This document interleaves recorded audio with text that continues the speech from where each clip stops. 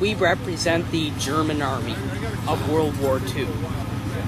And we represent them because we basically aren't neo-Nazis. We don't believe in that. We just believe in keeping the history of the German people and the German army alive. That's yours. What kind of weapon do you have there? This is a Karabiner 98 Kurz, or more commonly known as the K98. It is a bolt-action rifle. It takes 8mm Mauser rounds, can fit 5 rounds, and it's one of the most accurate rifles in history.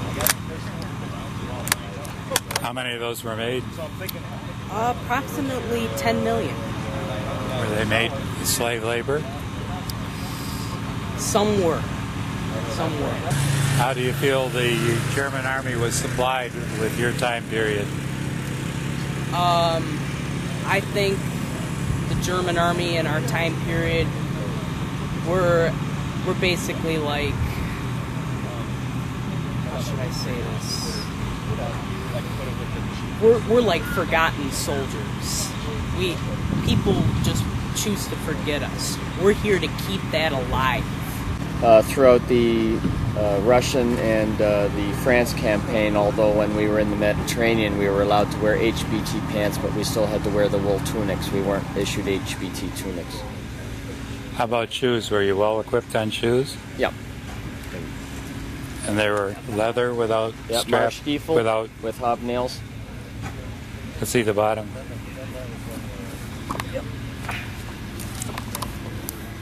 Uh-huh. How good were the helmets in that time? Oh, very good, very good. Similar to what the British had, where when you would have fallout from the sky, you would have the flange to deflect any debris.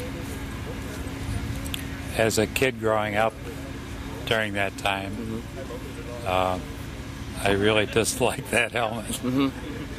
Yeah, well, it brings back a lot of bad memories, but we're not into the political end of it. We're just historians. An actual helmet? This is a wartime shell.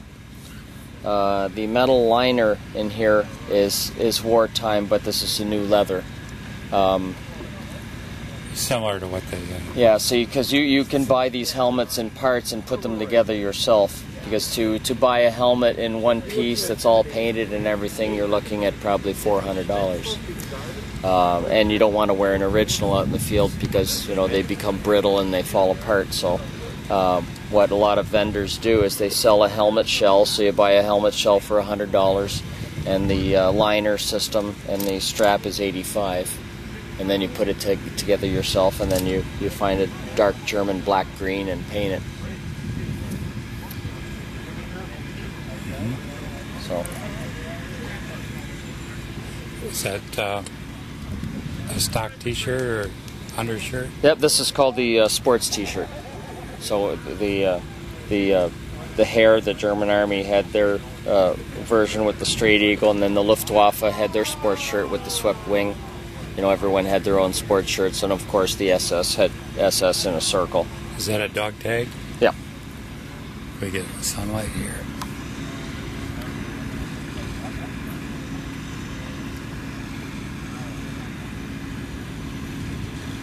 Is that your name, or is that a...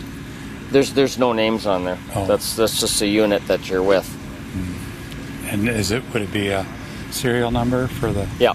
And then what we do... Oh, okay. An Army serial number? What we do is we use the last 4 of our Social Security number to use for our military number. So... And they didn't use chains? No. They used cord.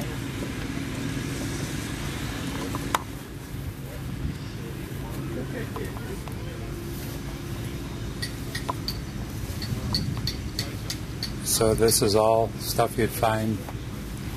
Some are in reproduction, some are original. We pick up a lot of stuff from either internet vendors, gun show vendors, or eBay. And the HU on the towel, is... That's right. Here's Army procurement. Oh, Army We supply. have that on our towels and the blankets and bedding. And uh-huh.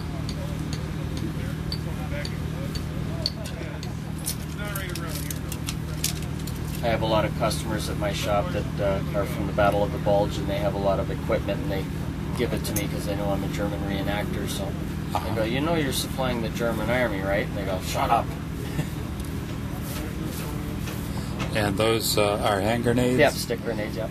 Seems like I've seen those in movies. Yep. How are they armed?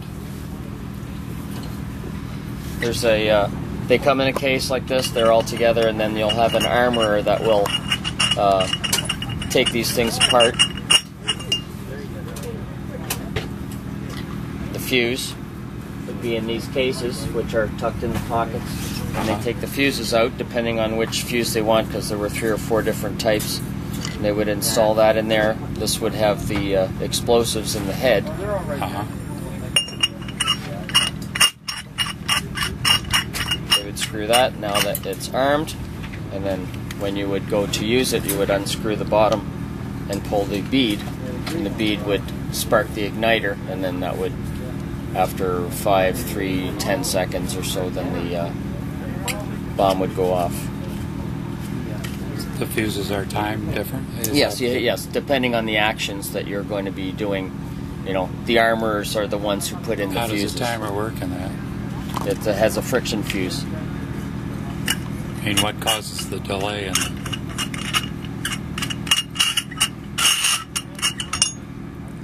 So this is the fuse that goes in there. This string would be attached to a friction igniter down here, and so this piece is the portion that will actually have the 3, 5, 7, and 10 second delay in it. What causes the delay in that? Well, there's a mercury inside the fuse, and then once the mercury reaches the outside, then it ignites the explosive. So, okay, how does it get through? Well, this is reproduction. This is not a real piece, so I can't show you exactly the way it is, because this is the way that you buy it. This is a reproduction grenade off the original machinery. So I can't show you exactly what the real fuse looks like, because it was actually a little longer than that and went down further into the stem. And then it had a little hook at the bottom that the string would be attached to.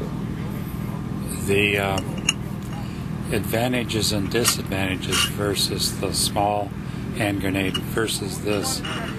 This is harder to carry, for one thing. No, it's not harder to carry. You know, everyone has their way of carrying things. You know, the Germans would either have them in their boots. There were some that were devised, there were straps that went around the boots so they could wear them there. During World War I, they had a hook on the side of the head, and you could hang it on your belt. Or most Germans just carried it in their pouch belt. Could you throw it farther with a handle? Yeah. What? How many and yards it's more farther? accurate. You could throw it. You know, I don't know the yardage of the throw. I mean, it would depend on, you know, the person's strength actually. But you know, if you want to hit those porta potties from here, you could, you know, you could hit them, because it's just like throwing an axe. You know. So, and all this does is this just goes end over end as it would reach the target. You know, but if you have the egg grenade, then depending on the curve of your arm, you could actually throw it left or right. You know, if you're not a very good thrower. But the Germans had the egg grenade in 1939. This is a model 1924 hand grenade. The egg grenade that the Germans had were made by the Swedish and the Swiss. And the Swedish and the Swiss actually made most of their artillery shells for the 88s, and so, even though they weren't theoretically in the war. They were occupied, though, right? No, they weren't occupied. Switzerland and Sweden were neutral. Of course, that was also the money laundering during World War II, so they had to, you know, be friends. Good. Thanks for the explanation. Okay, thank you for